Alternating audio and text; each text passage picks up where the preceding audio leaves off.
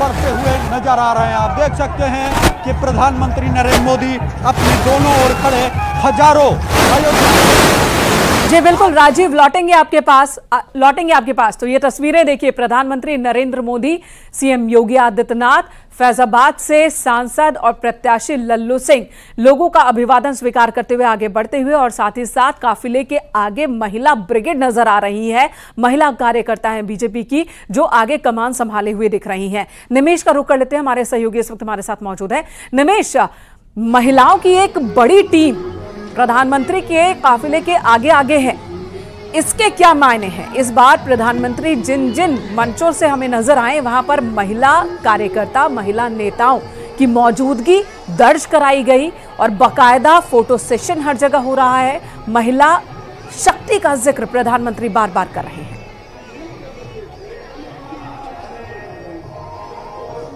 देखिए, प्रधानमंत्री के स्वागत को लेकर उनके काफिले में ही नहीं, यहाँ पर भी मात्र शक्तियां तैनात हैं। और ये देखिए, बाकायदा इनके हाथों में थाली है। इन्हीं से जानते हैं ये कैसी थाली है। ये थालियां आप कैसी ली हैं?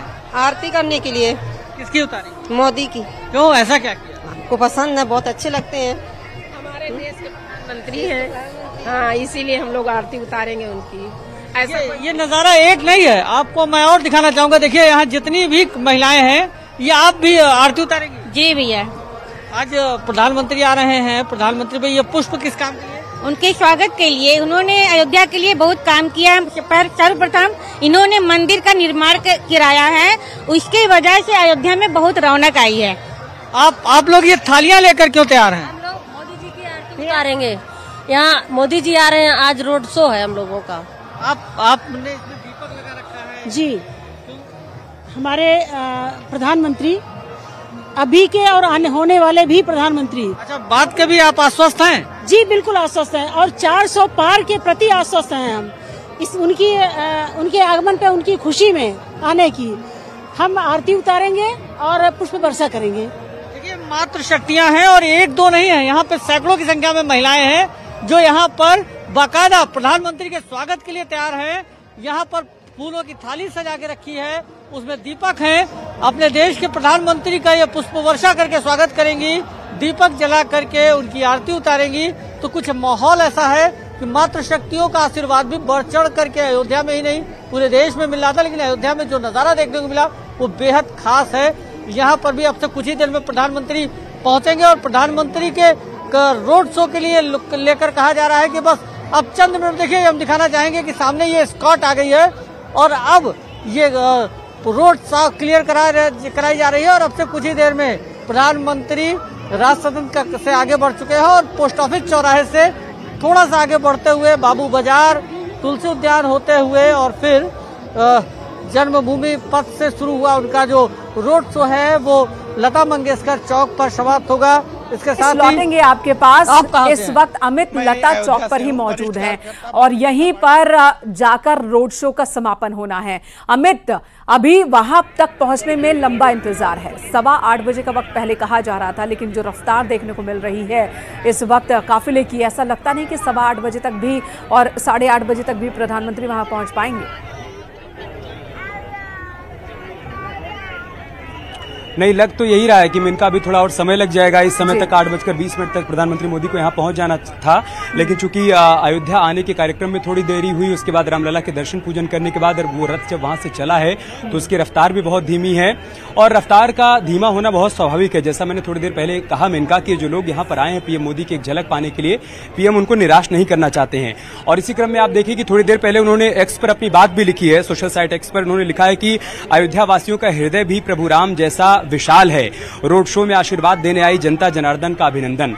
तो जनता अगर पीएम का स्वागत करने के लिए आई, उनका धन्यवाद करने के लिए आई है, तो पीएम भी सभी का अभिनंदन कर रहे हैं। और ये सिर्फ अयोध्या या फिर आसपास के जिलों से आए हुए लोग नहीं हैं, ये देश के अलग अलग हिस्सों से आए हुए लोग हैं। मेनका, मैं सुबह जब मंदिर के बाहर कुछ लोगों से बातचीत कर रहा था, कुछ महिलाएं थी, वो कह रही थी कि देखिए जी, हम राजस्थान से आए हैं, 3 दिन पहले आए थे, हमें दर्शन करके वापस चले जाना था, लेकिन जैसे ही हमको पता चला कि प्रधानमंत्री मोदी आने वाले हैं, हमने कहा हम रुकेंगे यहाँ पर 3 दिन तक।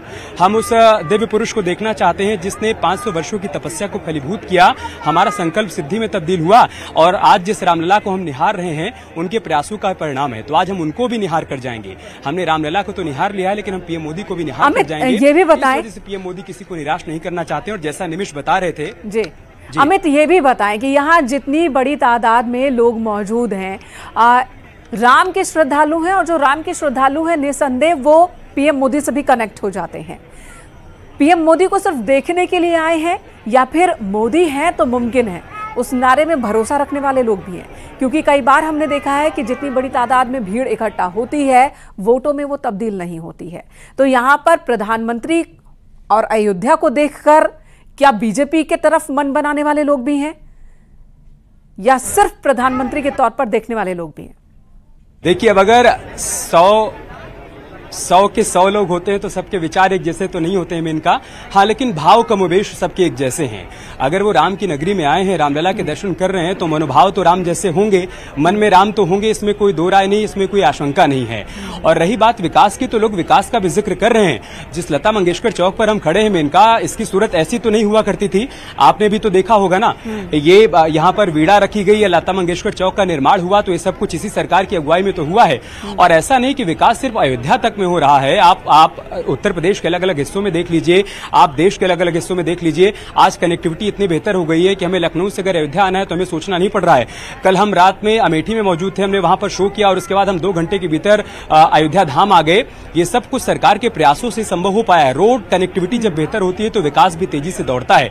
और ऐसा नहीं कि सरकार इसी मुद्दे पर ज्ञानेश जी से मैं चर्चा करना चाहूंगी। अगर विपक्ष, ज्ञानेश जी का भी मत जानना चाहूंगी। ज्ञानेश जी, जब बात होती है अयोध्या की तो सिर्फ राम मंदिर तक ही समेट देना, ये अयोध्या के साथ भी नाइंसाफी, और साथ ही अयोध्या में जो विकास कार्य हुए हैं उनकी अनदेखी हो जाता है। अयोध्या में पिछले बजट की बात करें, 35,000 करोड़ रुपए से ज्यादा के विकास कार्यों पर काम हुआ।